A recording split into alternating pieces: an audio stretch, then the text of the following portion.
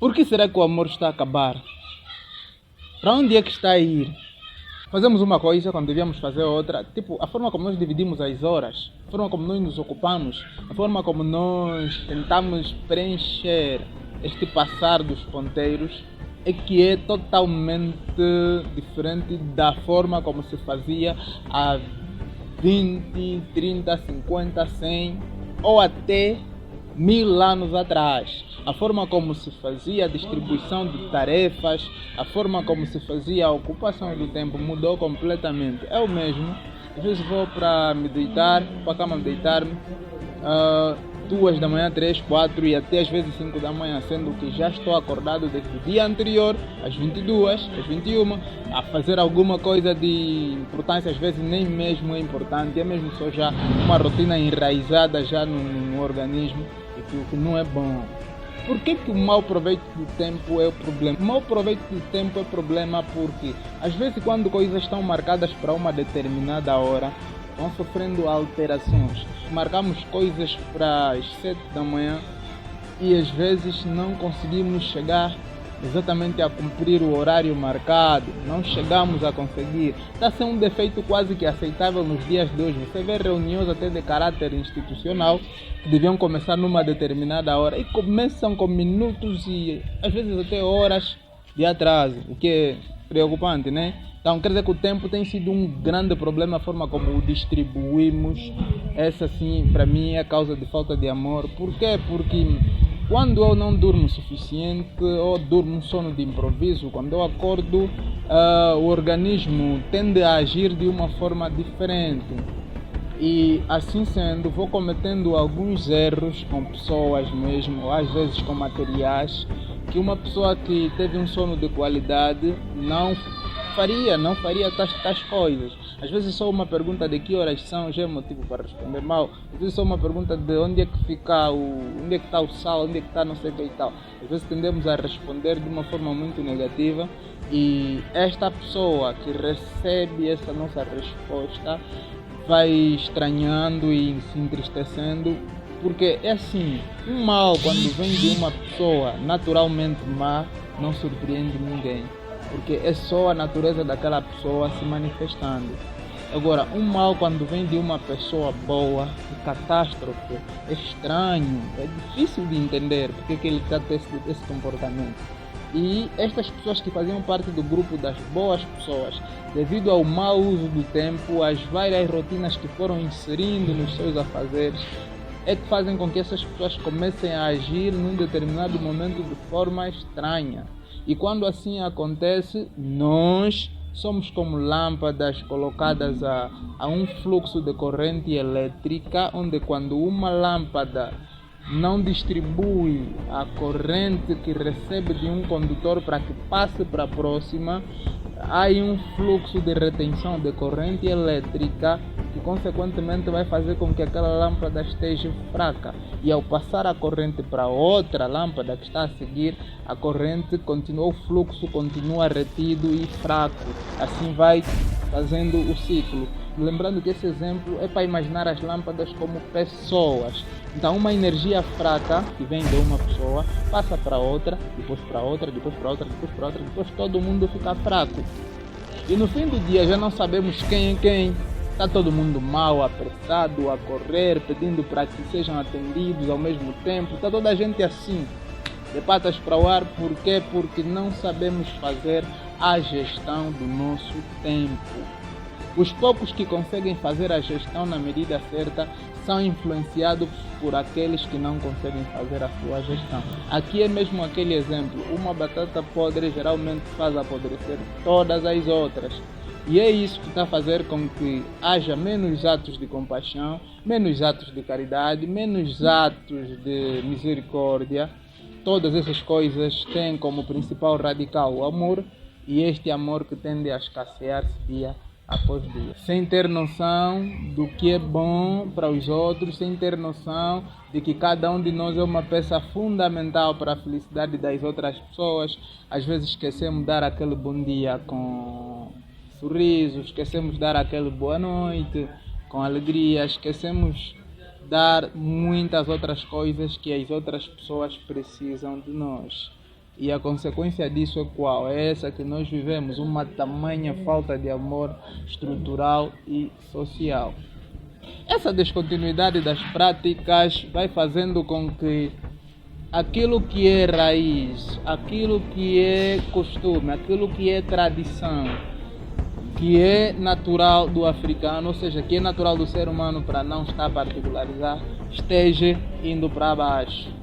Estou a falar para nós africanos, estou a falar da oralidade. A oralidade foi um grande instrumento que os nossos antepassados usaram para transmitir os bons costumes de convivência social. A oralidade. Nós que tivemos a graça de viver essa transição de século, do século XX para o século XXI, nós ainda vimos há alguns anos, quando fomos novos, reuniões na fogueira, conversas com pessoas mais vividas, a forma como essas pessoas nos transmitiam as suas visões de vida, acho que moldou boa parte do nosso caráter. E também outro fator é a banalização total de princípios religiosos.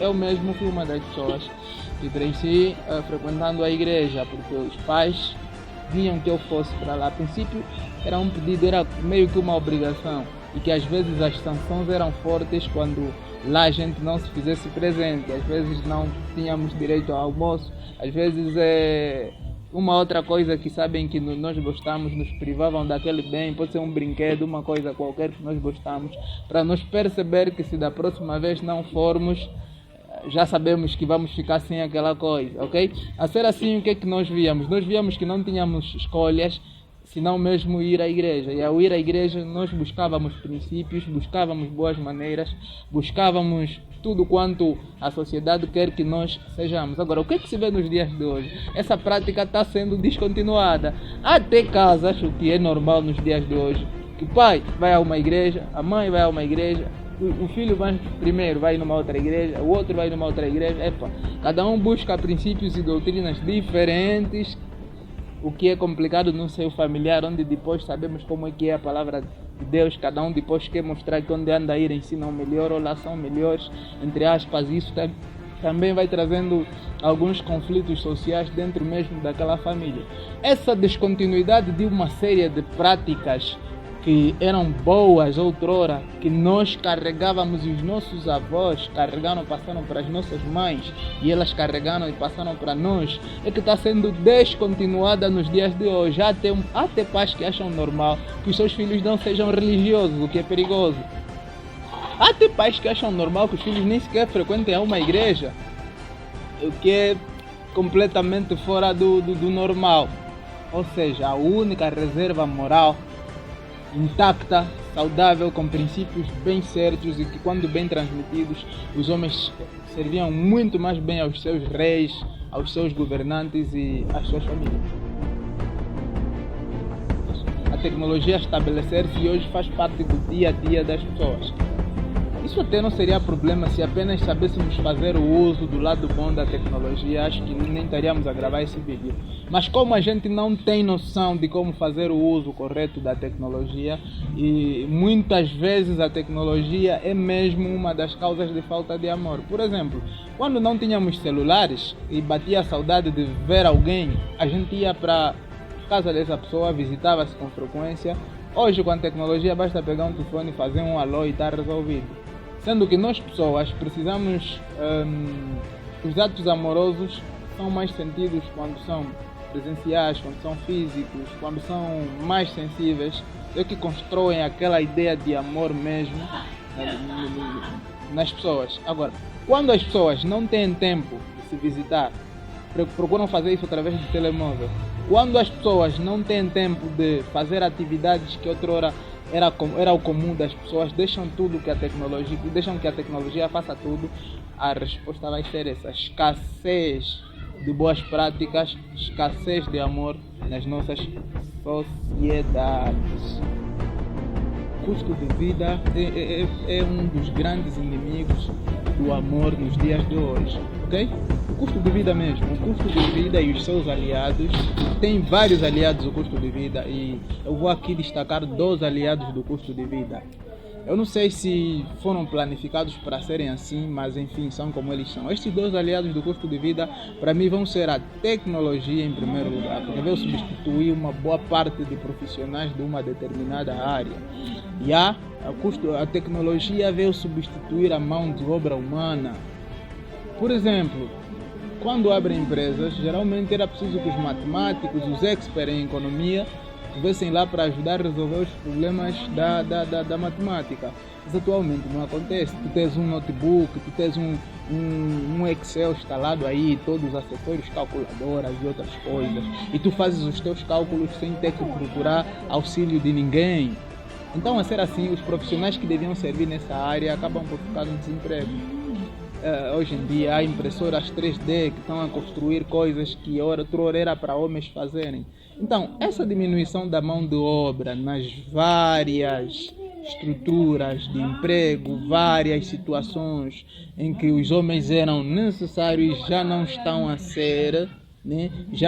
a ser, faz com que aumente o desemprego. E quanto mais desemprego vai havendo, o custo de vida das pessoas vai aumentando.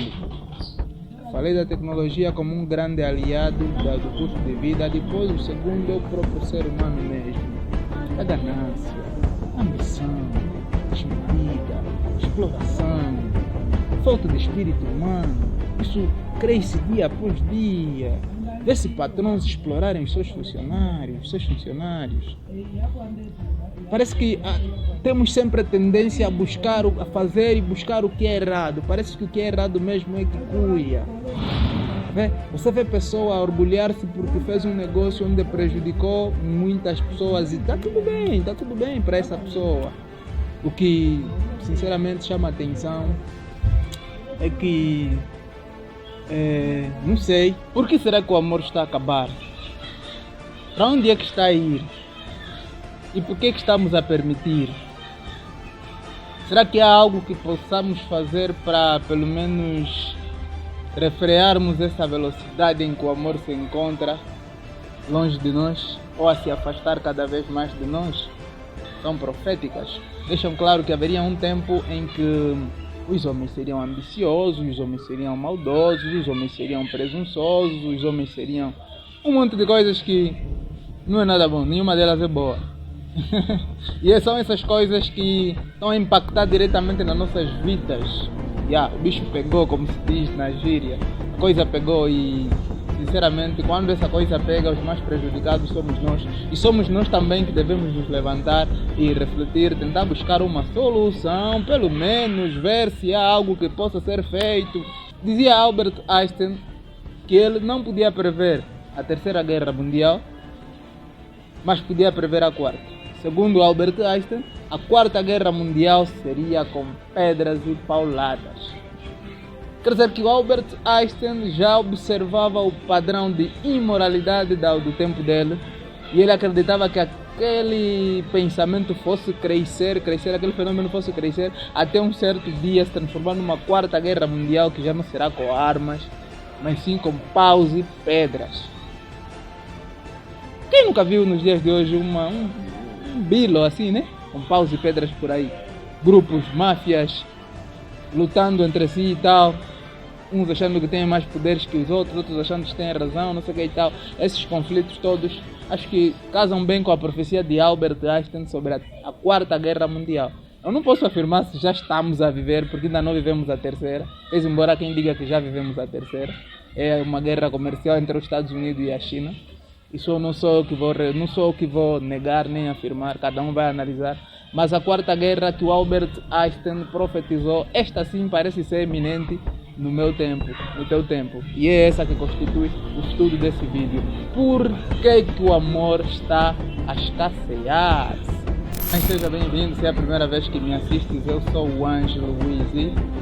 E este é o nosso canal que usamos para partilhar as nossas artes na nossa empresa produtora de cinema, mas que também aproveito o mesmo para compartilhar visões, expectativas, ideias, assim por aí vai.